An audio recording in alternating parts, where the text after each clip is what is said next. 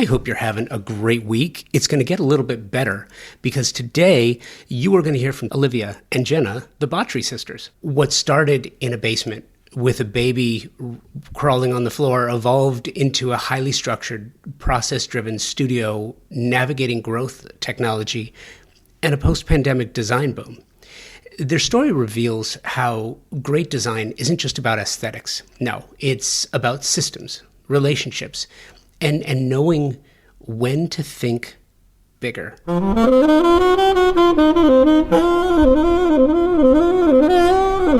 Olivia and Jenna, the Botrie sisters, unpack how Dart Studio scaled during the pandemic, why process is their secret weapon, and how they're building a brand designed to outlast trends and even themselves. We start with origins. A baby, a basement, and a business. Olivia launches Dart Studio solo over a decade ago. Jenna joins organically during maternity leave. The now famous cottage pitch that formalized the partnership, sister dynamics, honesty, friction, and built-in trust as a business advantage. You know, it's interesting. We don't talk about this enough, how friction is a creative to a business. You know, sometimes we look at just complete friction removal, but sometimes having that friction there can be an advantage. The cottage effect. Canadian culture meets creativity. This uniquely Canadian concept of the cottage as creative reset, minimalism, disconnection, and family proximity as design influences how environment shapes both lifestyle and design thinking. Process over everything. A pandemic pivot from uncertainty to opportunity. We talk about the post-pandemic client shift, this movement away from resale-driven design towards personalization. It's really, really interesting. Anti-trend thinking, gosh, so important. We talk about technology because today you can't have a conversation about design without talking about materials and the reality filter as it relates to artificial intelligence and technology and AI. And speaking of AI, in practice, as a tool, not replacement, the experience economy of design, so important. Reactive to proactive. Building a brand, first 10 years, purely reactive, growth, and trying to get your business up under you. Year 11, there was a shift, this rebrand, visibility, social media presence, expanding identity beyond. So important here too. Generational dynamics, designing for climate and context. How important is this? And it doesn't matter where you are because it's ubiquitous now. But Canadian winters and their impact on interiors, storage, materiality, and seasonal living, lighting as a wellness tool. It's incredible, and it's being utilized in every way by the most creative and successful designers today. And the through line, which is adaptability, design as evolution, not static outcome. So as you can see, we've got a lot to talk about today. You're going to hear a lot of ideas that have been put into practice for the benefit of growing a firm created and operated by sisters. I love that. And I hope you do too. And we're going to get to it all right after this. At the highest level of design, the absolute best specifying designers, architects, landscape designers are all highly focused on the technology and performance of products and materials today. You have to, because the products you specify for your projects have to perform and they have to last. That's one of the reasons why I am so proud to be working with TimberTech. Their focus on the technical renaissance of synthetic decking is literally changing the conversation about innovation and performance. It pulls focus on 3 priorities homeowners have and expect from the products their designers and architects specify for their luxury projects. 1, aesthetics must match the overall design and fit visually. 2, durability and maintenance. I've told you about my board flipping stories from my own wood decks. Clients not only want beauty, but they want ease of use, and they want it to last for decades. 3, sustainably made. clients are more conscious of the environment now, and they want the same of their materials. TimberTech hits each one of these elements with a product that not only meets expectations, they exceed them. TimberTech makes a synthetic decking that looks just like wood, color and embossed wood grain for a natural appearance. Their composite decking is technologically superior, as it has been created to last for decades, and it's manufactured with up to 85% recycled material. Their advanced PVC, vintage, and landmark collections have a Class A flame spread rating, making these products an amazing choice for wildfire-prone areas, which unfortunately continues to grow on the risk map. Check the show notes for more information about this and to find the nearest showroom or lumberyard where you can find TimberTech, or you can check them out directly, timbertech.com. I love it. All right, so sisters, do me a favor. Our sisters. Give me the backstory. How did you wind up? Because I know that, Olivia, I looked into your background a little bit. How do sisters wind up starting a design firm together? Well, so I started Dart myself about 11 years ago now. Yeah. And then I had been working in design for a while, and then I started my own firm. And I think right when I started it, it was in my basement, and it was a little room in the basement, and Jenna was on maternity leave with her son. So I was a teacher at the time. I was a kindergarten teacher. Teaching French. Kindergarten. Yeah. Is that not the best age to teach kids? It's the best. It's the best. They are so cute. Yeah, I it's still funny because think about those kids. my daughter teaches fifth graders. No. Well, and they're also getting awkward in fifth grade, and they're experimenting with being a bit rude. They are. They're testing. My Yeah, son's in no, fifth totally. grade. Yeah. Yeah. Yeah, fifth grade they're testing it, and then in middle school they perfect it. Oh yeah. Oh. My daughter's about to turn 13, Josh. We're there. Tweens. Oh yeah. Yeah. It's intense. Sorry, carry on. Well, we're kind of, I would say by nature, we're busybodies. We like to have stuff to do. So we're not great on mat leave. So Okay. Shannon was on mat leave, and I was kind of, I started it thinking it's just going to be me and it's going to be fine. But then pretty quickly we got busy. So Jenna would just come into the office, going to help me do stuff with the baby. So it would be her and I and her baby.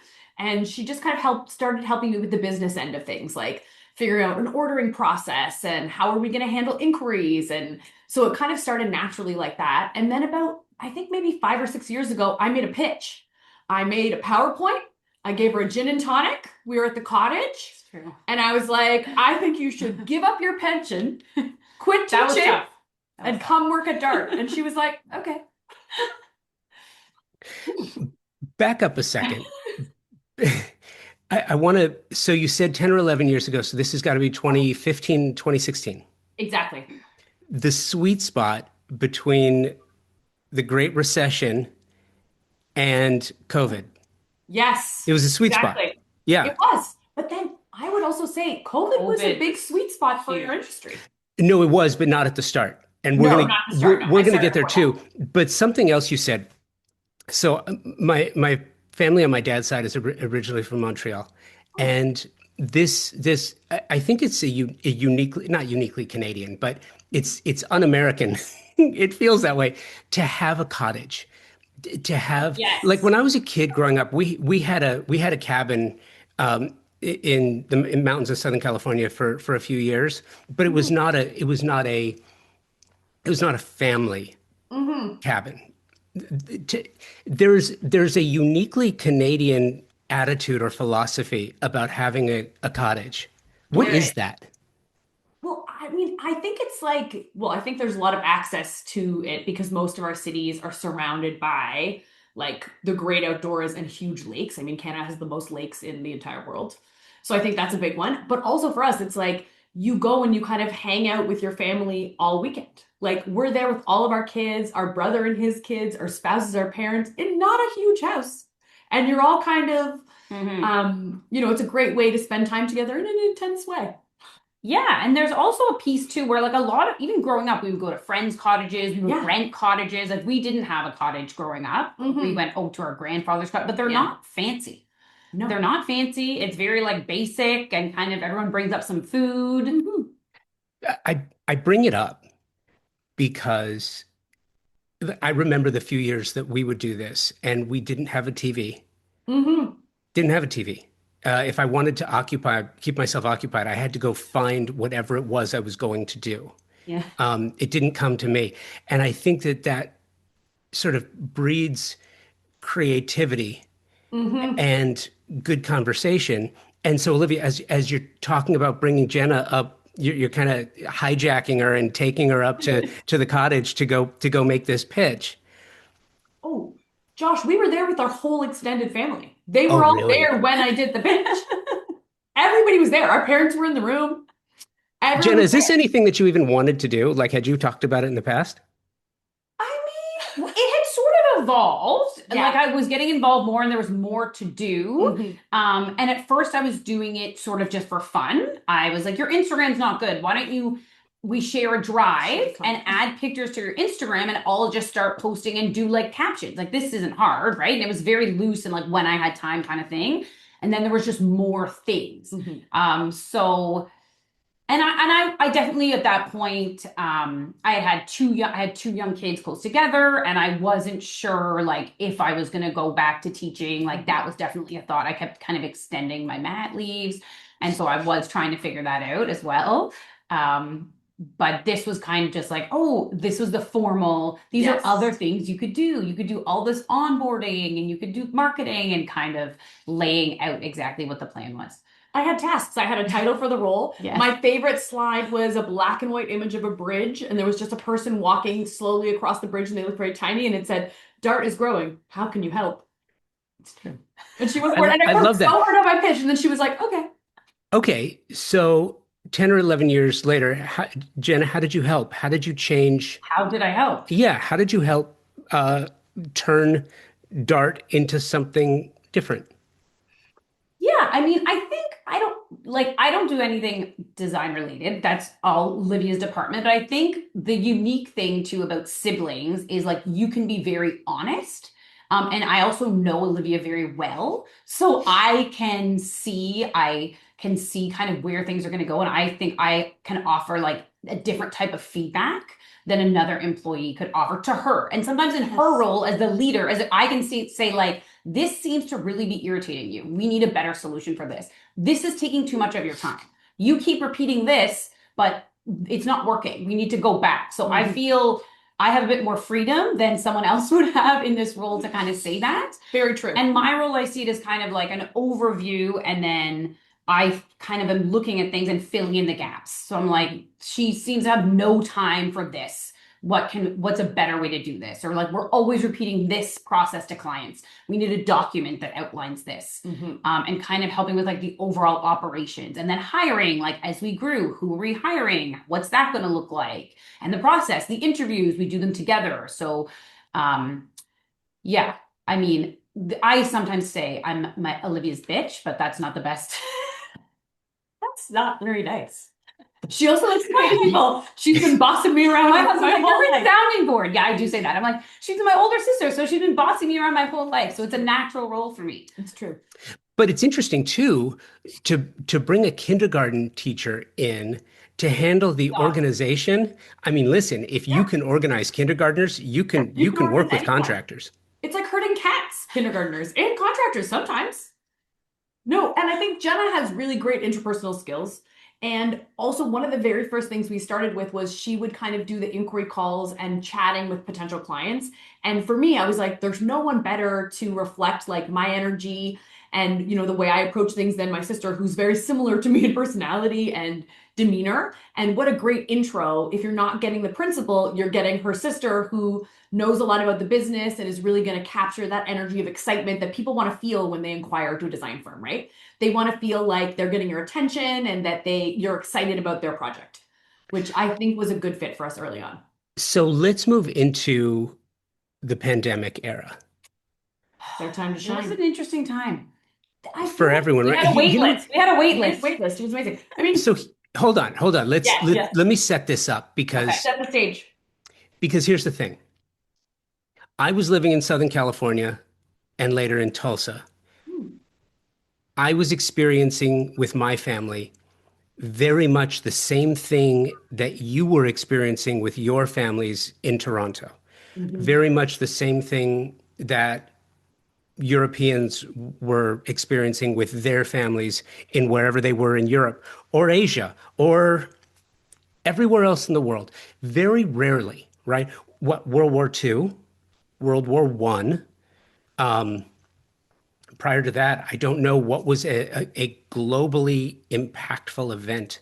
Mhm. Maybe the first the pandemic of what 1921, 1919. Yes. So maybe that. But what was it like for you? What was the feeling March 13th, Friday the 13th of March, when the US shut down? I imagine that was kind of like the final domino for many other parts of the country, of the world, rather. What was that initial feeling? Was it dread? Was it fear? We're done. And then when did the tide come in? When did it switch? I mean, I think dread is a good way to describe it. At the time, I had a 6 month old baby. So I was working, but really not full time. And I think we had two employees at the time and you. So there was four of Mhm. us in total. So we were a pretty small team, mostly because I was on mat leave and our other designer was also on mat leave. So we were kind of going into 2020 thinking it's going to be a bit slow and then we'll start to build later towards the end of the year. But then in March, when everything shut down, all of a sudden we started to think like, what's going to happen? Like, we can't go into people's homes, which is the bread and butter of what we do. We can't interact with people in person. And it definitely felt like this was a huge crisis. And what was the future of Dart? I think I was feeling really nervous. But then I would say by like June, all of a sudden this shift happened where people were at home all the time and they were like, I'm not traveling. I want to think about how I'm going to spend my money. And I'm here all the day looking around at my family in the open concept space, which I thought was a great idea. But now I'm having different thoughts. And we just noticed a huge uptick in inquiries. Like It was wild. it was wild. And so then I switched caregiving roles with my husband a little bit so that he could be home with the baby more and then I could work more. We kind of had this like internal shift of, I think we need to do this and capitalize on this momentum because Dart is, I think we were about 5 years old at that point. So we had projects and we've been working for a long time steadily, but all of a sudden there was just this big, um, like a huge surge in inquiries. So we moved pretty quickly on that. We Yeah, decided like let's put our resources in and we hired I think two people in 2020. we did. And even just the onboarding process, I remember Yes. like before it was I would speak to them, get some more information. Then Olivia would chat with Mhm. them. Sometimes we would meet with them. We'd do a proposal. We were just meeting people. I was talking to them via email and they were asking for a proposal and they were saying, send the contract. Like it was just so different. People were, I think they needed something to look forward to. That's a great point. And they were at home and there's no trips. There's like, okay, that Yeah. kitchen reno. So we had a huge wait list. Yeah. Um, and it was an exciting time for It sure. was. I mean, it was crazy stressful, but I think it like for us, I mean, we decided early on, let's try to capitalize on this momentum. Let's throw our resources into it. And instead of saying no to everybody, let's say yes and try to see what happens. And then we ended up moving to a much larger office that was like double the size of where we were before. We hired, I think, three or four employees during COVID. We just really started taking on bigger jobs and pushing ourselves and just being like, let's see what happens. And it worked out. I'm curious what changed for you. And let me put it in context. So for years, I coached club soccer, specifically girls, because I coached my daughter's team and my son. I did 1 year, 1 season, and I was like, that's it. I'm not coaching boys. I'm Oh, only coaching girls. And so I did it for years. And the one take, if you said, what's the one takeaway from that experience? I could tell you right now, it's that you don't ever learn anything from your wins. You only learn from your losses. You only learn from defeat. mhm. The pandemic was a perceived defeat for a lot of people until it was like, wait a minute. I learned so much. I leveled up my firm. My game changed. I'm a different designer now. I'm a different creative now. You do things differently because you had to at first, and then it's like, wait a minute, this is working. Like, let's not just hypothetically, let's not abandon the whole open concept because there are still things in an open concept that work, but it needs to be tweaked. It needs to be modified and reformed. Prior to that, it's like, no, it's open and everyone can talk and see each other and hear each other and there's no problem until you're trapped there for a year. Mhm. What did you learn? How did it change you as a designer? And Jenna, how did it change the way that you think about the firm and how did it change your behavior? I think for me, I started to think a lot more about a bigger potential for the firm than I had before because all these opportunities opened up to us and we just decided to throw ourselves into it and see what happens. And I think I wasn't really thinking that way before. I was plodding along, taking the things that came and just dealing with what was immediately in front of me. And I think the pandemic forced me to think bigger and longer term, which I think is really exciting. And I wasn't definitely not doing that before because we were newer and I was just really dealing with the day. Um, I have noticed a huge shift, I think, in clients since the pandemic where they really want to design for who they are and customize to themselves. And they're less concerned about what other people think and resale, which I think is a huge boom and like an amazing feature for our industry. Because I think before that, there was a lot of that talk. And I think people now are like, I just want it the way I want it. And I think that that is making us all better designers because we're not trying to make everything generic. We do get to do hyper specific things for individual clients, which I think improves their lives and also improves our skills because we're doing more varied, not only just styles, but also like little hyper specific things about how people live in their spaces. Mhm. So I think that has made me a better designer because people are letting me think more outside the box. Mhm. And then I think in terms of the business, when we started to think about, okay, hiring and kind of what's the long-term plan, it made us also look internally at like what are the structures that we need and the processes that we need to refine in order to keep everyone happy and grow the business. So just coming up with all those, just more documentation and the process, like always reviewing and refining the process and hiring and what that's going to look like and what are the qualities of people that we're looking for that we're hiring and how is that going to work together? So kind of just like thinking about the bigger picture and then how we can what we can make that look like at Dart on a daily basis. That makes Did it change the way that you think creatively? Let me put that in context. So, and if, it's interesting. One of the things that I really do love about the pandemic, one of the many positives that actually came out of it was I was locked in my house at the beach and had an opportunity to now start talking to creatives around the world. I wasn't so focused on California. I had a chance to really expand and I learned so much about other cultures. And it also made me take a look internally at design, American design, and the way that American designers think about it in context of their American clients, right? And I don't know if it's not uniquely American, but we're exiting now the time of year that I call the silly season. And I came from broadcast. I'm a journalist. I'm not a designer, never was one. I came from broadcast and lists and news, weather, and sports are like the things that everybody wanted to hear. Like if you wanted to loop somebody in and trap them to sit through a break, through a stop set, through commercials, be like, we got weather on the other side. I can't leave. I got to sit through the commercials. So the silly season is probably October, November through February, March. And it's when all of the magazines come out with their lists. Here are the top 10 things you're never going to see again in 2026 in design. Here are the top 10 things you're always going to see in every design project. And what's funny is in the top 10 of every list every year is always the white kitchen. Yeah, it's so true. It's the Not going anywhere. stupidest, right? It's the stupidest thing. Like, as long as there are clients that want a white kitchen, designers are going to be Of delivering a white course. kitchen.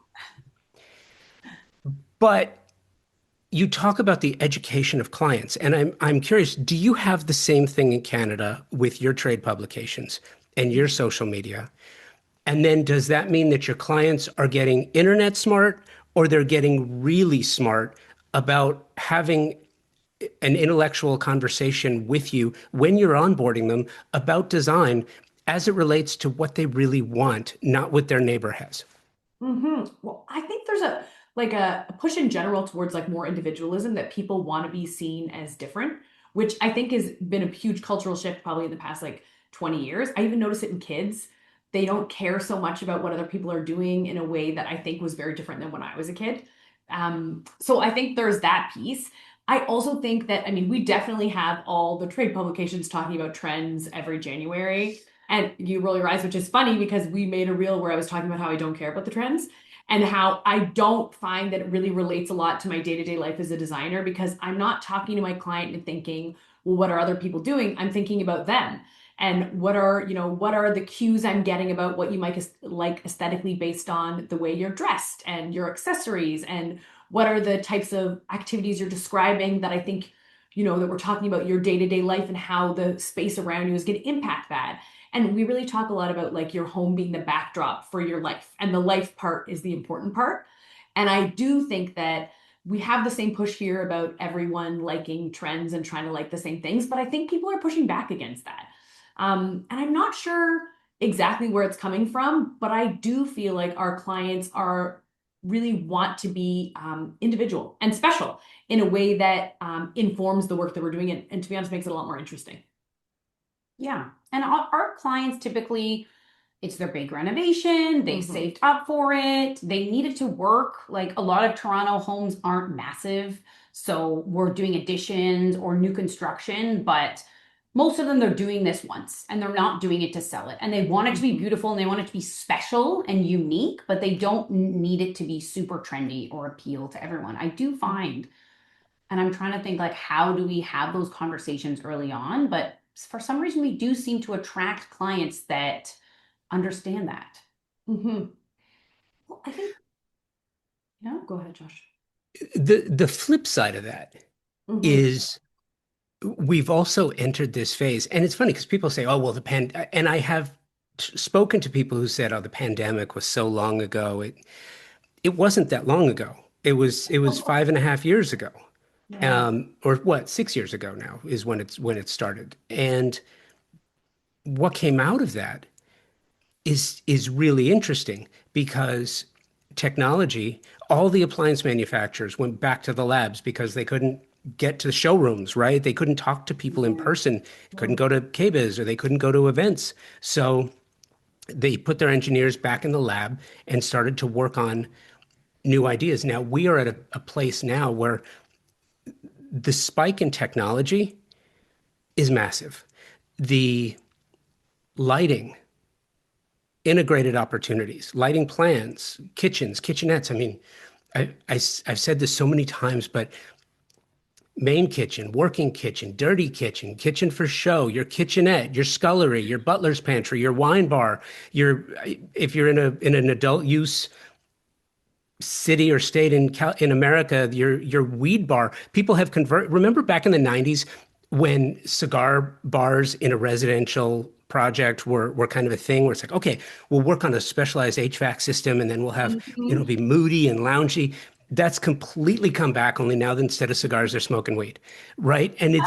And it's changed everything. I was talking to a designer who had a client who loved soda so much that they put a soda jerk in their kitchen, which you could change out 5 different taps so that they could mix and match because their kids loved mixing.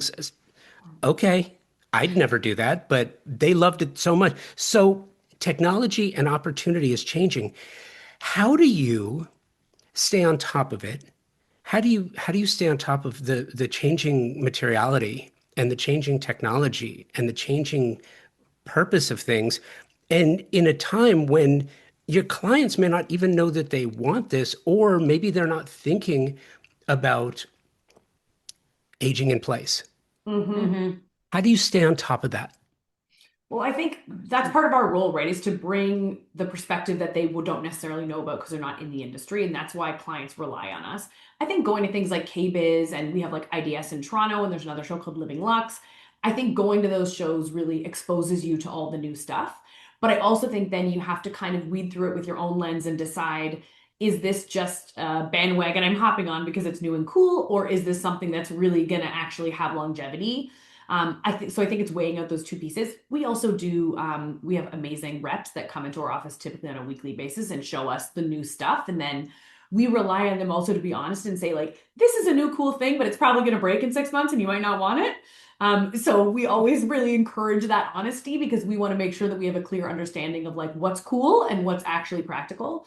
But I would say like our work has a deeply practical function-based piece, which is how we start every project, because your house needs to be working for you. And that's really the fundamental purpose of doing a renovation for you, is to make your day-to-day easier. So I think we can rely on technology for some of those things, but we also need to try to weed through it and be selective about what we decide to integrate into someone's home. You were going to say something? Oh, no. Sorry.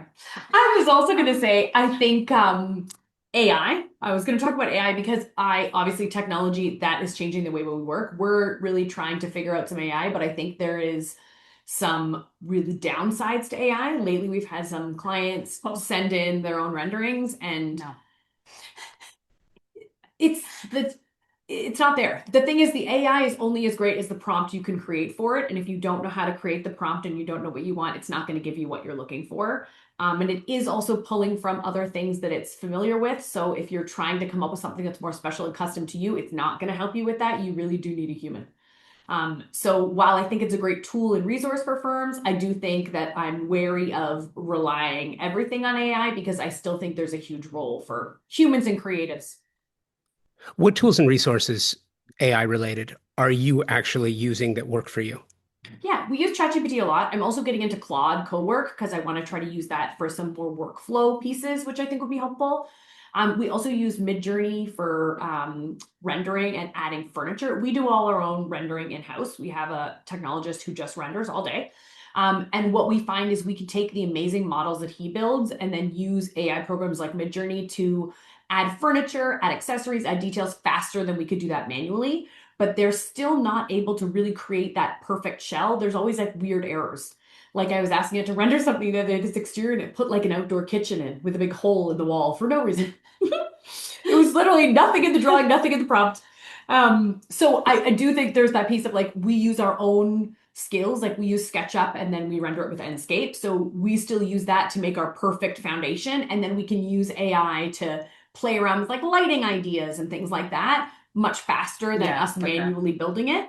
But without creating that perfect shell, it's never going to give you anything that resembles real life because it is, it's skewing reality in a way that it can't make that perfect room. Like that's going to be true to what you're actually building. So I think it's a combo of those things, using people and AI. You are listening to my conversation with the Botrie sisters of Dart Studio. We'll be right back. If you've listened to the show for any amount of time, you've heard me say this, that the most important word in the design industry is service. Product is important, price is important, selection is important, but stellar service is the premier idea that can make all the difference in the success of a project, any project. How design professionals like you demand great service and your favorite brands in one place with expert, knowledgeable, and non-commission sales professionals. It's really important. It means that their only incentive is your satisfaction. Pacific Sales, Kitchen and Home, a Best Buy company, has just that with over 60 years of experience in Southern California. Pacific Sales is your destination for exploration, advice, and inspiration. Now, you have the Pacific Sales Kitchen and Home team to help you and offer their Pro Rewards program, which is a trade program unlike any you have experienced before. Earn 3% in Best Buy gift cards, e-gift cards, or 2.5% in rewards checks for every qualified and delivered sale. In addition to special trade pricing, exclusive offers, access to exclusive special events, and so much more than I could possibly tell you about here. And the cherry on top is access to exclusive builder trade incentives from top brands and the stellar service, again, from a company that has been serving the industry for over 60 years. Terms and conditions apply to the Pro Rewards program and builder trade incentives. So visit a Pacific sales expert at a showroom today for full details and to learn how you can unlock additional savings and benefits. Don't miss out on the opportunity to work with the best of the best. Visit Pacific Sales Kitchen and Home today and elevate your projects to new heights. The design industry is in the midst of a generational and fundamental change. If you're in the biz, you feel it. I know you do. We all do. Just about every aspect of the industry is growing, changing, and turning into something entirely different due to a number of factors that, not to go into here, but between tariffs and supply chain and political influence, just clients have changed. Pricing has changed. Everything about the industry has changed, except for one thing: the need for strong design and architecture communities. And that's what led to the creation of Shelter Republic, an online community exclusively for the design and architecture communities, a place to engage with other like-minded creatives outside of the prying eyes of clients and the media. Wouldn't you like to belong to a nurturing community where you can have those real, challenging, authentic conversations, watch exclusive design-focused content, take free courses to level up your design business, hear from experts in the industry, guiding you and helping you move ever forward? And it's free to join. No catch, but it's invitation only. This is not like maybe some other programs you've heard of before where you pay a fee, a sizable fee, and go through a quasi-vetting process only to get there and realize that you're kind of just paying for an ad. That is not what this is. If you're a designer or an architect, you qualify. If you want in, email confobydesign@outlook.com and type Shelter Republic in the subject line. That's it. An invitation to join will follow. Call this the anti-social media platform where you can meet, engage, and share ideas in a safe, closed community environment of like-minded creatives. That's what this is. And like I said, it's free to join. Send an email, confobydesign@outlook.com. Subject line is Shelter Republic. It's that simple. And like I said, it's free to join. See you there. How do you manage a creative process around a growing technology set like AI, which is, here's the question. And it's funny because I moderated a panel conversation at KBIS this year about AI, the next designer in the room. And it reminded me, I had a designer a couple of years ago, that I was talking to at an event, and we were talking about AI, and she just looked at me and she was incredulous, and she said, "AI is not going to take my clients away from me. My clients love me. I'm not going to lose my clients to AI." And I just sort of smiled and nodded and listened to what she had to say, and I came away because I didn't really know any better. But now, a couple of years later, I realize that she was absolutely right. She's not going to lose her clients to AI. She's going to lose her clients to designers who know how to functionally use AI. Mm-hmm. And she will lose them because if you have your head in the sand, imagine if you decided when computers first came out, it's like, oh, I'm not going to use one of those. I prefer to go see people and talk to people. And just imagine, like, you're a complete Luddite and you have no technology in your life. It's got to be balanced, right? So but it's the creative side of things. How do you navigate the creative side of things? Because it is so tempting between the slop and then to speak to scope creep. Like, well, I'll just use AI to address all of the added tasks that the clients are doing. And then before you know it, you've got walls with 3 doors and you've got outdoor kitchens with holes in the wall. And you've got a mess. How do you navigate that? I think so. We've been talking a lot about this because Mm-hmm. we're very process driven and we focus a lot on what our process is and how to lead clients through that process. And internally we go over it every year and talk about what could be better, what are the sticking points, how can we improve it, and we do that as like a full team. But one of the things we've talked about is how can we introduce AI to kind of make some of those sticking points a little bit smoother, but we're still the main point of everything. So even if I'm having like Midjourney upgrade some images, or that information is still coming from me and I'm still discussing it with the client in person, it's not a replacement for us. I think it's a way that it increases the capacity as a firm and kind of makes some of those tasks that can be really time consuming a little bit smoother. It's really speed. Like It that's really- really what we've realized is it can just help us do things more quickly and more efficiently, but it's still not perfect and we still have to oversee everything. And as we learned when our client did her own renderings, it does take a lot of training and you need to be using it properly for sure. Their own renderings where you have like them as the stick figure in the kitchen and two little stick figures are the kids and a little dog stick figure. They put some stuff through ChatGPT to try to, but ChatGPT's renderings are not great. But I also think even when you see something in real life or real life, I use the quotation marks, it doesn't necessarily speak to you and you're not able to then say, oh, this looks amazing. I think unless you are a designer and you know what you're looking for. Because it's not filtering, right? It's just giving you what you said you wanted.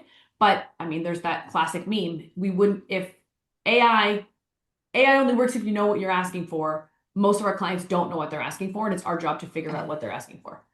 And that's our role, right? Like people are not coming to me saying, this is exactly how I want my kitchen to look. They're saying, I want it to feel like this. I like to bake a lot. Do with that what you will. You know what I mean? Like, so I think I'm not worried so much about it being replaced, but I also think for us, we talk a lot about process and obviously the end result is really important, but what is equally, if not more important, is how the experience is for clients of working with our team, how it feels throughout the 2 years that it takes us to design and execute a huge renovation. So how is the day-to-day feel? How does the communication feel? What is that experience like? At the end of the day, when they move into their homes and they're like living in this space with their families and kids, we want them to have really positive feelings about what got them there. So the end result is important, but that day-to-day experience of working with the team that you like and laughing about something on the job site, that stuff's never going to come through AI. It's going to come through people. So for us, we really want to make sure that that experience, that day-to-day feels really fun for clients, that it's exciting because it is a big deal, right? They're building their dream houses and we get to help them with that. But on a day-to-day basis, like it's a long process and it's an in-depth relationship. And it's a relationship. Yes. And we want them to feel really great about that. And we want to work with clients that, we're excited to deliver and kind of make that feel really smooth because it can be very rocky. Everyone's experienced rough renovations, but we don't want our clients to experience that. We want them to feel really positive about the experience as a whole. And AI can't do that. AI can't do that. Yet. I mean, Josh, AI, there's going to be a robot on a job site laughing with my clients about a joke. Okay. I get where you're going. But here's the thing. So AI has, we're at the beginning of the beginning, middle of the beginning, beginning of the beginning of compute. Yes. When reasoning starts, and we're not at the reasoning phase yet, but when reasoning starts to gain momentum, then yeah, there is no reason to believe that if you've seen what the Chinese are doing with robots and robot technology, and you combine AI and robotics, then yeah, I do think, which makes me wonder, are you as a firm, are you, and there is not a negative or a positive per se, just are you proactive or are you reactive in relationship to your brand? Are you strictly focused in handling the projects and the clients that you are working on right now, and call it into 18 months from now? Because that really is the lifespan of not a new build, but a renovation, 6 to 18 months. Or are you thinking here's what we want the firm to be in 5 years and in 10 years and a legacy firm, because I find that most designers don't think in those terms. I think most are reactive. They're thinking about where they are in the moment. Where are you? Well, I think that's a great question because Yeah. I think we were in a different place a year ago. So when we hit 10 years, which was last year, we decided to make a conscious effort to start thinking about the future, start thinking about the brand, and also put ourselves out there. So for the first 10 years, we were just dealing with projects and just really being, like you mentioned, reactive to what was happening in the day to day. And then we weren't really showing up on Instagram or any kind of social media. We were posting every once in a while, but we weren't consistent with it. No faces. No faces. One day, was it what year was that? No, it was 2024. We are at the beginning of 2024. We did a video and said our New Year's resolution is to show our face more. Here, guys, here we are. And we just did it one time. Josh, we never did it again. For the whole year. We never did it again because we got busy with the day-to-day of our actual jobs. And obviously that has to take priority. But in January 2025, we said we're going to change it this year. And we rebranded and redid our website. And we've been working with someone who's doing our social media. And Jenna's really was always doing it, but kind of we amped it up. And it also shifted internally, like everyone's role and how we're hiring, because in order to do those things, in order to go to more events, you need more time.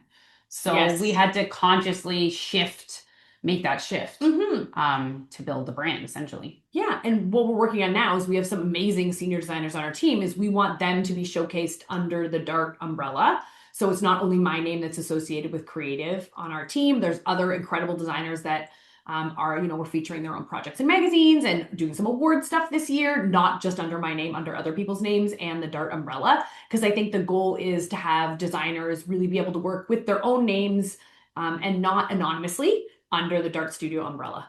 So we're really trying to push that in the coming years and really build that, which was always kind of the idea, but we hadn't really implemented it yet until it takes time. Yes. It does take time. I'm curious too, as you mentioned that, I'm wondering, and this may sound silly. It's definitely not a pedestrian question, but it may sound silly. Do you address your clients or the trades differently by generation? And I say that because you had mentioned hiring. And I hate to say this out loud, but I don't know if I could work with a Gen Z.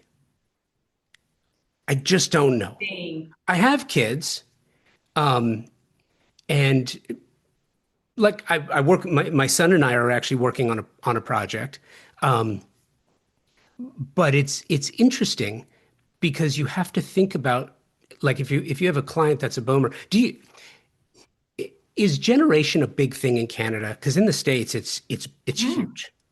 I think it is. And I think there's definitely a lot of thought into who pairs up with who. We have a contractor who we call the boomer whisperer because they love him. He loves to phone. He loves a phone call. He won't text. He won't email. Loves a phone call, face-to-face meetings. They love him. Love that. And all the seniors love him. And I'm like, why else do the boomers love him? He just is very communicative. He does everything himself. He does everything himself. So he doesn't outsource that much. So there's not like weird trades, quote unquote, coming. This is boomer language, it's just him. They feel safe. He just renovated our parents' condo. And they loved him. When they finished, they said, we miss him. But I think we think a lot about personality-wise, like depending on who the client is and what generation they fall in, who on our team and who contractor-wise would be a good fit. I think different generations have like different communication styles and they have different expectations for how they think the process should go. And I think it's important to manage expectations, but I definitely agree. There is a big difference between, we don't have a lot of Gen Z clients, but we have some Gen Z team members who we do like to tease on Instagram and say things like, who's this? And we put a picture of Tina Turner. They don't know who she is. And there is a Gen Z piece where I'm not saying anything that controversial or new, but obviously because they're so like technologically savvy and they're not used to phoning people. Like we've had to encourage people to, you have to call. You do have to sometimes call a contractor or you have to call a distributor. You can't just text or email. Yes, there is that. Yes. And sometimes we're like, I'm like, did you call them? And they're like, no. I'm like, maybe let's try that. I'm like, okay. That But piece. they've learned. I feel like And now the I don't soft need to say it skills, anymore. the relationship building soft skills, and everyone on our team is great, but that is definitely something that you have to develop, right? And the relationship piece and the joking and learning their cat's name and how old their daughter is, those things will help you. Mm-hmm. I ask that for a couple of reasons. I don't cover the business of design. I don't really talk about the business of design except when it crosses over to the creative side. Mm-hmm. Because there's plenty of other people, former designers who have podcasts, design coaches who they can talk about that all day long. It just doesn't interest me, right? I think the business is important, Mm-hmm. but a design business is no different than a law firm or an accounting firm or a professional baseball firm. A business is a business is a business. It doesn't really, it's what you do with it and how you approach. Ours is a desire industry and Mm-hmm. yours is a creative business. Mine is a creative business, but they're very different. And what I'm getting at is, do you design differently generationally? Like, look, I'm Gen X. There's a lot of things that you can tell about me simply by knowing how I was probably raised, Mm-hmm. right? Gen X, very self-sufficient. Gen X, hair trigger, right? Passionate about certain things. Like, love music. I came from broadcast. I was for a while. I was a music rep in Texas. Like, there are certain things like boomers, right?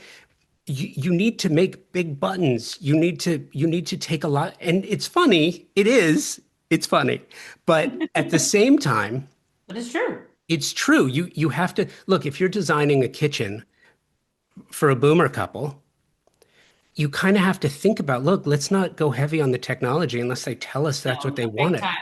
Let's not go panel ready, perhaps because as they get older, they won't find the fridge.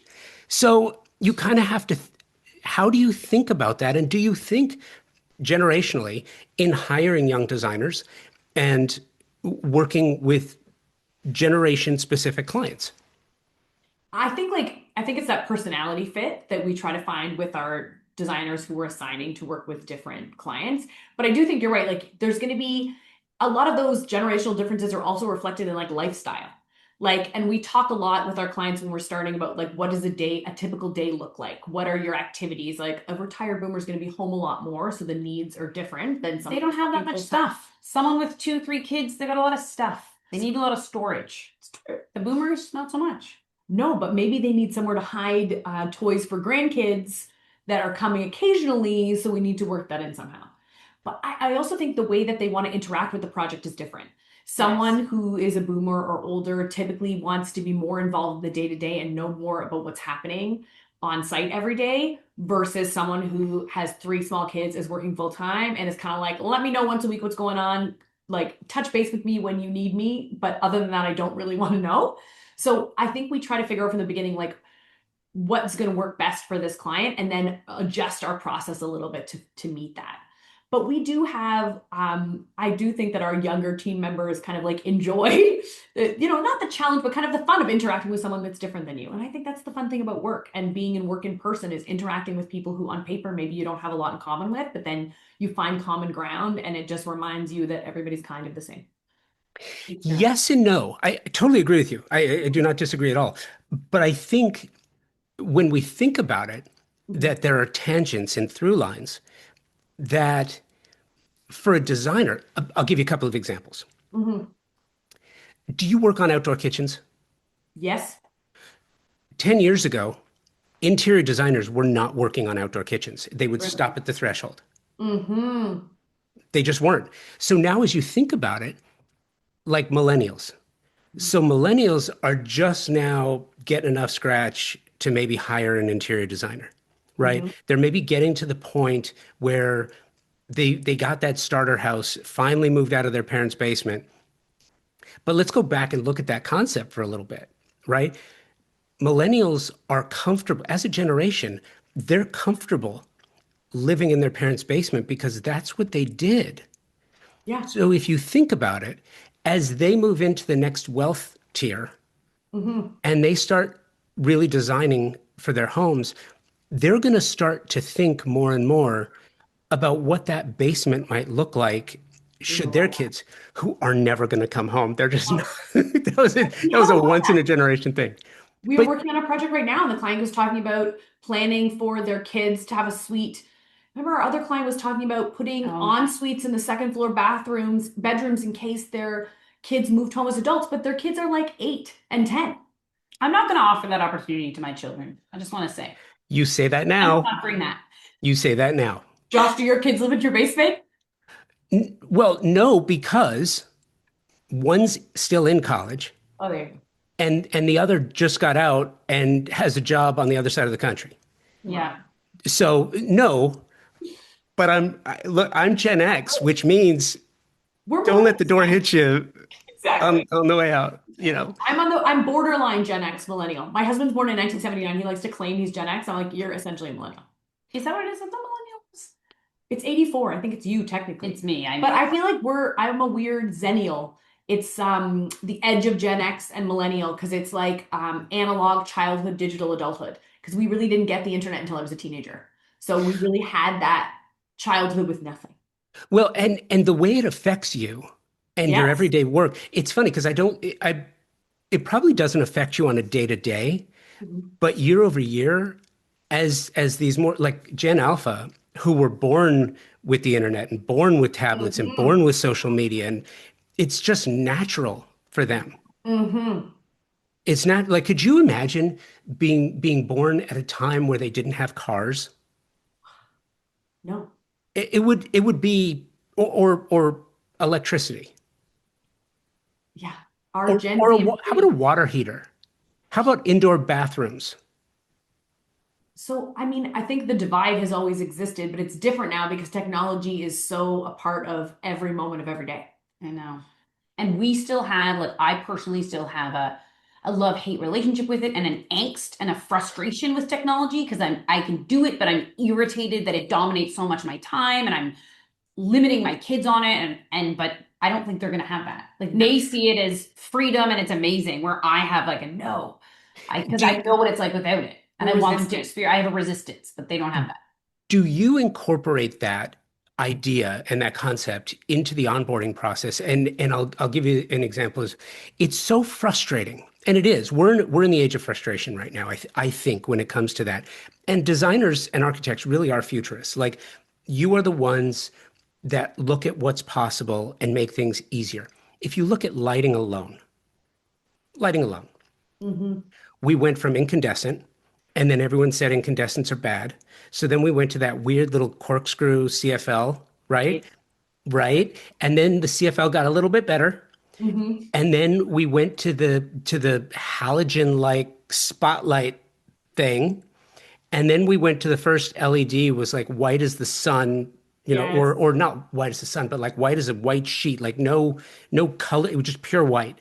Mm-hmm. Now we're in an LED phase, which is just extraordinary. Your insert lighting, your cans have gone from 8 inches to 6 inches to 5 to 4 to 3 to 1. They have Mm-hmm. 2 inch recessed, which is exceptional. Mm-hmm. That has to change technologically the way you specify. Oh, absolutely. And I also think that when you're considering like what you're going to specify for a certain client, you also want to consider how that type of lighting, how they're going to be able to interact with it. Because like Lutron has some amazing products, and there are some clients for us that are just like, this is going too far. I don't want, like, I get there's so many options, but I don't want all the options. So sometimes the best selling feature in that case is to be like, we can just do it all for you and you actually don't have to engage in that part. Or we have some clients who are like, this is just, I don't want to ever deal with this again. We have one client who went very far with outfitting her previous home with like a full tech suite of everything and then hated it and moved and was like, I'm not doing that again. I'll put some speakers in the ceiling, but I don't want to do it. And there's like a maintenance piece too, right? Yes. And it's also, yeah, it's overwhelming. Well, and one thing breaks and you can't listen to music anymore. And it's like, that's just yeah. So she was like, I don't want to, but I think there's a happy medium, but I also think it depends on the client. I think some clients are willing to push it further and really want to like future proof. But I think the reality with technology, you kind of can't future proof because you don't know what it's going to hold. So unless you want to like leave all your ceilings open to rerun wires, your best bet is to like have a lot of low voltage, but kind of know that when it progresses too far, you are going to have to revisit to really catch up. And if you want to be on the edge all the time, you maybe want to think about how you build the structure of your house to be able to retrofit stuff later. Because if you want to be on the edge of technology, it's always going to be new and you're always going to be replacing. What is out now that you are really excited about? It could be furnishings, it could be technology, it could be ideas, but also I'm curious because of your distinct weather patterns. I mean, let's Nice way of you putting it, have Josh. what's that? It's a nice way of putting it. Thank you. But you definitely have to address winter We in a do. different way. And summer, you have spring-like summers. You don't have summer-like summers, It's hot. I right? think that's a misconception. Does it get hot? Toronto's like 30 degrees in July the and summer. August is hot. Celsius. And it's humid. Very humid. It is Yeah, humid. 2 months. 2 months it's hot. Maybe 3. Yeah, maybe 3. Okay. September. But I do think the weather impacts us differently in the winter. I think seasonal affective disorder is very common. And I think a big thing is thinking about what your lighting is going to feel like in the winter and how you can make sure that our clients and their spaces feel lit in a natural daylight way throughout the winter months. One way is like Lutron has some amazing products that really can mimic the outdoor lighting interior on the interior based on like the time of day where you're located in the world. Which some things like that can be amazing. And so you can even, I mean, in that sense, in the winter, you wouldn't want to reflect what's outside. You want to amp up what might feel like natural daylight somewhere else. And I think we're thinking a lot about like circadian rhythms in a way we didn't before, like even having, this is kind of a design thing, but like an alarm clock that turns on the light slowly. That's like the sun rising. I have that alarm clock and it's delightful. And it doesn't beep or anything. You just kind of wake up and you feel like the sun has risen.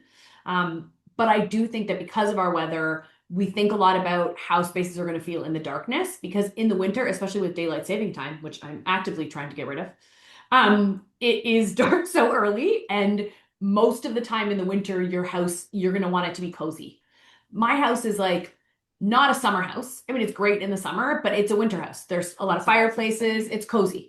And I want that because that's how I want to feel in the winter. I don't want a wall of glass looking out into the cold snow. I want to be in a cozy room with wallpaper and a fuzzy little pillow with a tassel. And I want to be. Yeah, I was gonna say that too. We think a lot you're inside a lot. Like it's cold here. So how do you make that space feel really special and cozy with fireplaces and all the decor that just makes it feel special? Or if not, it's depressing. And also we need a lot of storage because you have a full wardrobe. You have a full second wardrobe with So many multiple coats. pairs of boots, multiple coats for each family member. That's a huge thing. Everyone in their basement has a room with big bins where they're putting all their storage. Yes. And you need It's it. true. This time of year, especially because right today it's -2.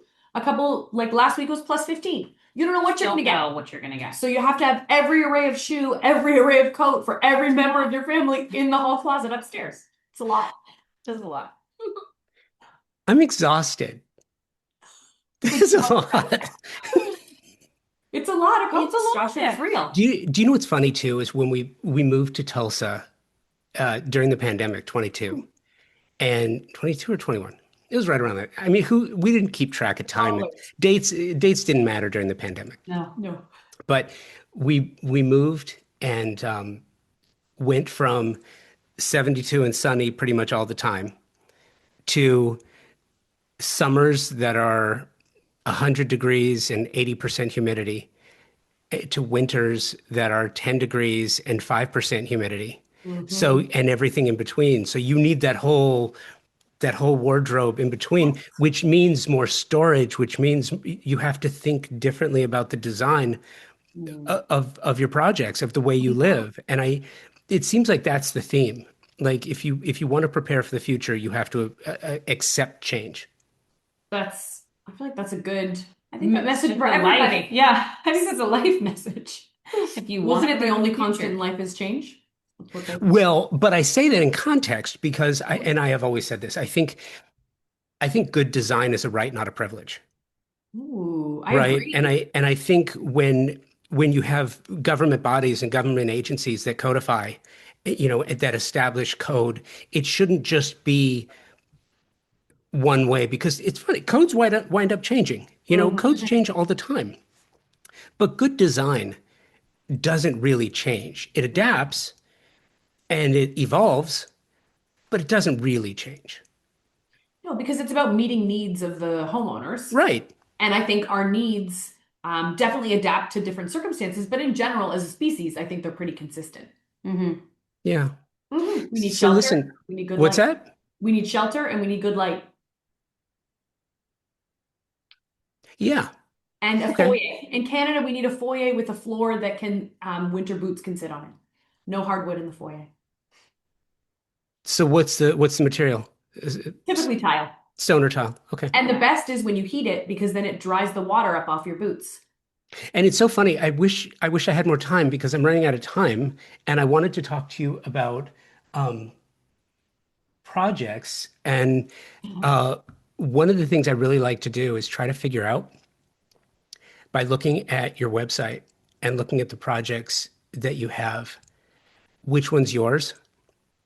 Oh, our houses? Because Oh, that's a fun game. most designers usually have their. Okay, so Both two of our questions. All of our houses are website. on there. Oh, both of yours are on there? All Yeah, right. this is fun. Correct. Okay. And I'm kind of cheating here because Olivia, I think I Say know in the which. text. It might say in the text. Yeah, I I don't think think it does it? I don't know. I don't remember. No, but I think I know which one is yours. Is it the fireplaces? Is that what tipped you off? Is it one of the Roncesvalles? Yes, Mhm. that's mine. One of them. Uh, s- uh, I don't okay. know which number it is. Oh, okay. So it's is it the one with the olive green kitchen? Yes, Okay. you nailed it, I love Josh. that. I love that kitchen, by the way. Thank you. It's I love great. it. And Jenna, I'm gonna guess I could be totally Okay. off on No, this, but I I'm like gonna it. say I'm just gonna say I want to say that it's High Park because of the way you responded to the white kitchen, but that's not it. Oh, It's no. not.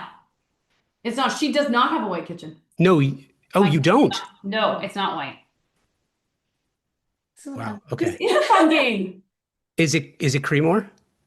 Oh, No. no. Because I love That's that a one. fun The one. the log Yeah. cabin thing totally works for me. So Should I give you a cool. clue? That's Yeah, one of please. our favorite longtime clients. We've done 4 projects with her, and that was the first one. Was Creedmoor. I can't say too much. It'll give it away. Just tell me. There's one really fun wallpaper. Oh, wait a minute. I It's saw bold. it There's a bold wallpaper. with the reds and yellows and oranges. Yes. Yeah. It's In her my dining dining room. Yeah, I saw that. I love that. We love that The, one. And the I'm adding thing more. the More thing wallpaper. the thing that the thing that I really love about your work most is that I was is that as I was looking through it, oh, it's player estate, Yes. Plater Yeah, sure. estate. Yeah. See, and that kitchen is dark and moody. It's dark. She's It's moody. dramatic. Love that. Um, one of the things that I love most about your work is that it is so expansive and varied. Mhm. Yet, one of the things that I've noticed over time is how you can look at a designer's work and if it's vast and expansive, that's great. It shows a gravity of design, and then you can expand into any because it's really about what your clients want, right? Mhm. But it's the through line and it's the fingerprint in the work. And as I look at your kitchens, I see a lot of through lines in your kitchen specifically, and I absolutely love that.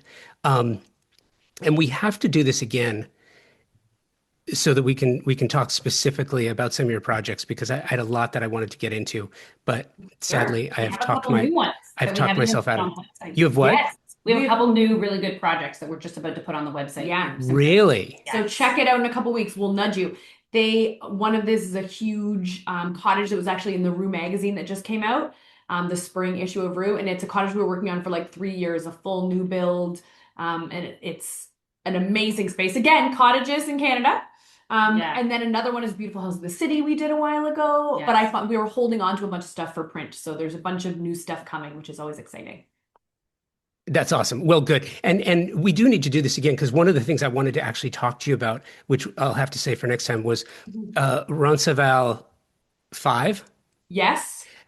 What I loved about it was, and maybe this is the topic for next time, Mhm. is you have some spaces in the home that feel very traditional, and then you have spaces like the kitchen, which are extremely modern. Yes. Mhm. And I Mhm. love that ability to blend and match because I think that that's the one thing that people get hung up on. You can mix metals, you can mix furnishings, Yes.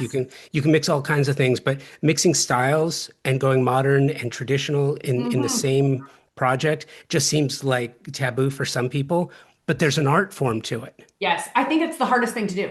And I think that's where, if you're trying to do that on your own, you should hire a professional because I feel like that's one of the hardest things to do is there's so many different considerations of like materials, sight lines. When I look in each direction, am I only seeing one style or what do I see when I look over there? How does that all feel? And also, what's the shell of the home?